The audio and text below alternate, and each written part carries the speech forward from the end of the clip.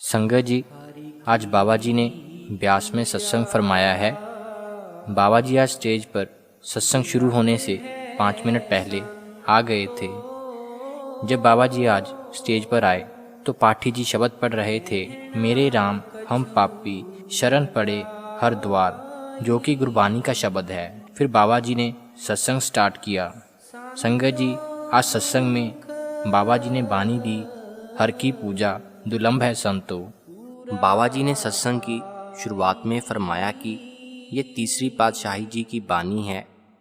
आप हमें समझा रहे हैं कि हमने भक्ति किसकी करनी है और भक्ति का हमने कौन सा साधन अपनाना है। हमारा ध्यान बाहरमुखी हुआ पड़ा है, इसलिए हम मालिक की भक्ति के लिए भी बाहरमुखी साधनों में फंसे रहते हैं। इंसान आसान से आसान तरीका ढूंढता है। अब आसान क्या है? जो गुरमुख जन उस इंसान के सामने बैठा है, इंसान उसी को ही माथे टेकना शुरू कर देता है। हमने अपने आप को शरीरों के साथ जोड़ा हुआ है, इसीलिए धर्म बन गए। दुनिया में इतने संत महात्मा आए हैं, कोई अपने शरीर को यहाँ पर सदा के लिए रख नहीं पाया। बाबा जी ने आगे समझाया कि जिस दिन मालिक का हुक्म हुआ, सभी को ये शरीर छोड़कर जाना पड़ा, तो फिर हम क्यों अपने आप को इन शरीरों के साथ जोड़ते हैं, जब हमें पता है कि अंत में हमें इस चीज़ से दुख ही मिलेगा।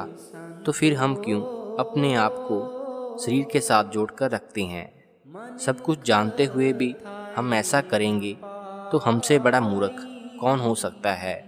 अब हमारी अवस्था शारीरिक है तो शरीर को शरीर समझाएगा, लेकिन अगर सारी उम्र हम ABC ही सीखते रहेंगे तो हम आगे कैसे बढ़ पाएंगे। कई बार बोला जाता है कि बाबा जी आप हर बार एक ही सत्संग करते हो। अब जब सत्संग में जो बताया जाता है उस पर हम अमल ही नहीं करेंगे तो हम आगे कैसे बढ़ेंगे। फिर पाठी जी ने शब्द की अगली तुक पढ़ी, संतो गुरमुख पूरा पाई नामो पूज कराई। बाबा जी ने समझाया कि संत महात्मा कोई कूट कूट कर हमारे अंदर रूहानियत नहीं डाल देंगे। रूहानियत तो हमारे अंदर पहले से ही है। जब हमारा जन्म हुआ था तो मालिक ने जो हमें देना था वो पहले से ही दे दिया है। हमें बस उस चीज़ की पहचान करनी है। हम सोचते हैं कि पता नहीं हमें कहाँ जाना है और क्या करना है। हमें कहीं नहीं जाना। जो मालिक ने हमें दिया है, हमें बस उसकी पहचान करनी है। जिस दिन हमने अपने आप की पहचान कर ली, बाकी सब कुछ अपने आप ही हो जाएगा।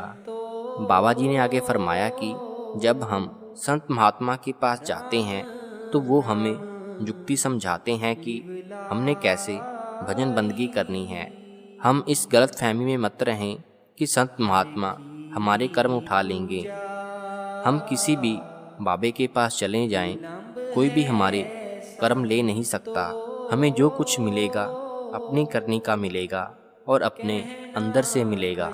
ये धर्म स्थान तो इसीलिए बनाए गए थे कि हम वहाँ पर जाकर उस मालिक के ध्यान में बैठें। हम में से कितने हैं जो मंदिर या गुरुद्वारे जाकर पाठ या पूजा को पूरे ध्यान से सुनते हैं? क्या किसी और की करनी से आपको कुछ मिल सकता है? गुरु जितना मर्जी पहुंचा हुआ हो, लेकिन वो आपके लिए करनी नहीं कर सकता। दवाई जितनी मर्जी अच्छी हो, अगर हम उसको खुद खाएंगे ही नहीं, उसका असर नहीं होने लगा। फिर पाठी जी ने शब्द की अगली तुक पढ़ी, हर बिन सब किच मैला संतो क्या हो पूज चढ़ाई। बाबा जी ने समझाया कि जब हम किसी रिश्तेदार के घर जाते हैं तो सोच होती है कि कुछ ना कुछ लेकर जाएं, खाली हाथ ना जाएं। इसी तरह हमने उस मालिक को क्या सौंपना है। अब मालिक को तो चीज़ वो देनी चाहिए जो हमने खुद बनाई है। अब कोई पैसा चढ़ा देता है या कोई कुछ और, ये सब चीज़ें तो मालिक की ही दी हुई हैं। क्या हमने उस मालिक की दी हुई चीज़ें ही उसको वापस दे देनी हैं? देना तो वो चाहिए जो हमने खुद बनाया है। इंसान ने जहाँ पर आकर अगर कुछ अपना बनाया है तो वो है मैं और मेरी। हमने यही मैं और मेरी ही मालिक के आगे सुपुर्द करनी है। आगे शब्द में एक तुक आती है कि बिन नावे और पूज न होवे परम पुल्ली लोकाई। बाबा जी ने समझाया कि धर्म स्थानों पर हम आमतौर पर देखते हैं कि कैसे नाक रगड़ रगड़ कर माथे टेकते हैं, अपने आप को उल्टा टांगते हैं। क्या मालिक हमको नीचा दिखाने के लिए आया है? क्या मालिक को हमारी दुख तकलीफ चाहिए? मालिक तो हमको ऊपर उठाने के लिए आया है। बाबा जी ने समझाया कि हमको भजन सिमरन खुद करना पड़ेगा।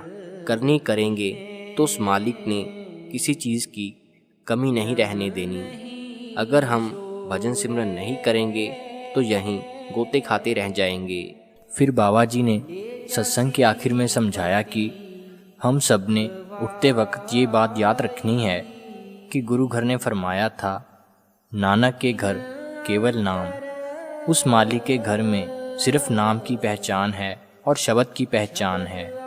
इसके अलावा और किसी भी चीज़ की उसके घर में पहचान नहीं है। इसलिए हमने करके दिखाना है और बन के दिखाना है। सिर्फ लफ्ज़ों के दायरे में ही नहीं फंसे रहना। जो करेगा वो पाएगा, नहीं तो ऐसे ही हम अपना सारा जीवन अंधेरे में निकाल देंगे।